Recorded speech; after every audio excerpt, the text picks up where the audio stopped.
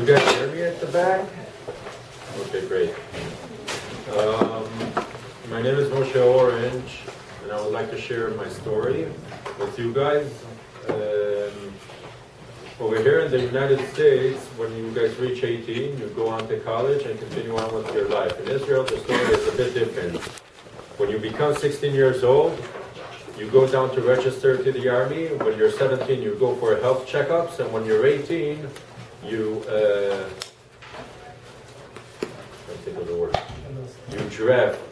get drafted into the army. I volunteered to go to be an infantry soldier in combat.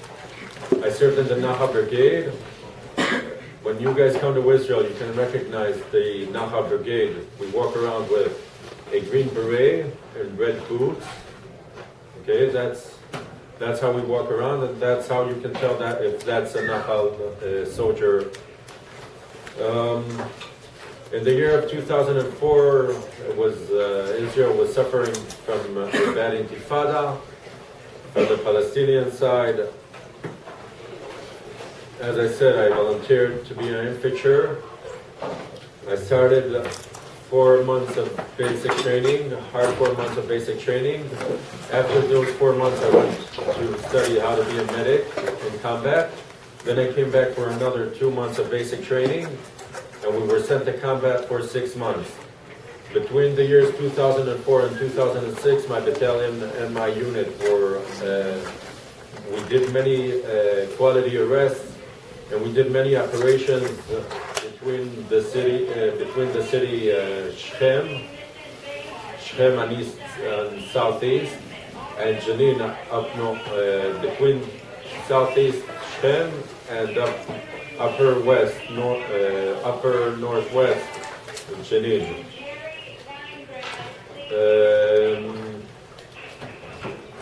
As I said, we got many terrorists, and we stopped a lot of terror that was coming from Israel. A lot of terror that was coming to Israel. We got many belts with explosives on them. We caught many terrorists and many rifles that were supposed to go out to do bad things to Israelis. Many people and many kids over here in the United States tend to think that the IDF is only the Israeli army and it protects only Israelis.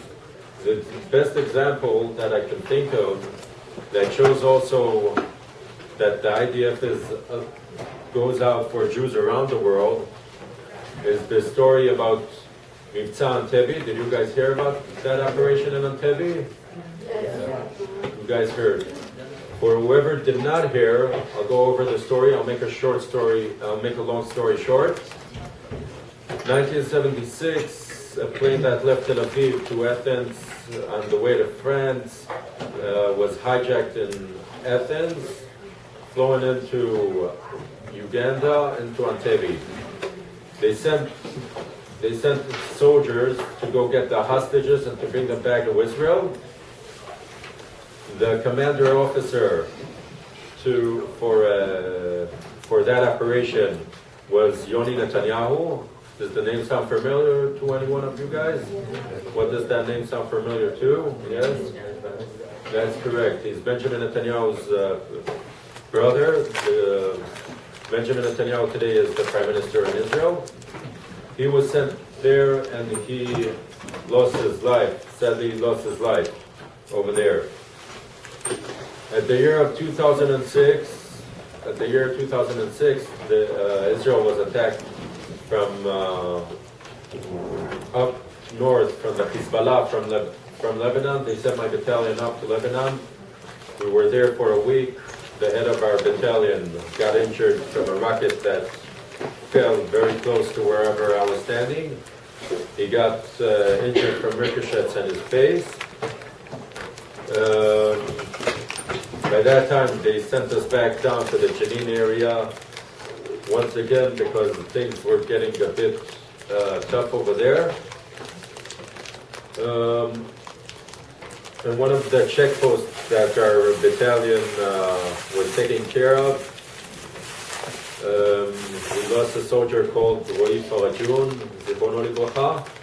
Willie was wearing a bulletproof vest, but the bullet came in an angle, and by the time we got there was not too much to do.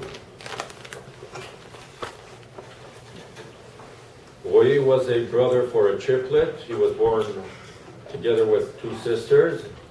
He lost his life over there.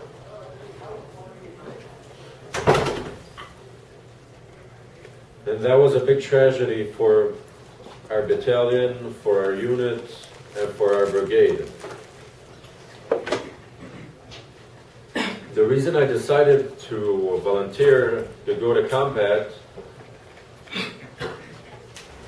was to make sure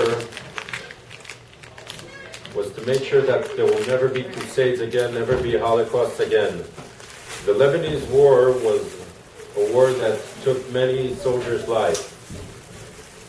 But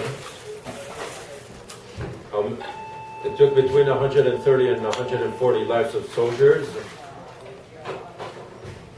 But I can say proudly that even though it looked bad, it looked better than the Holocaust. With a strong IDF, with a strong army to protect Israel, the Jewish land, the Jews,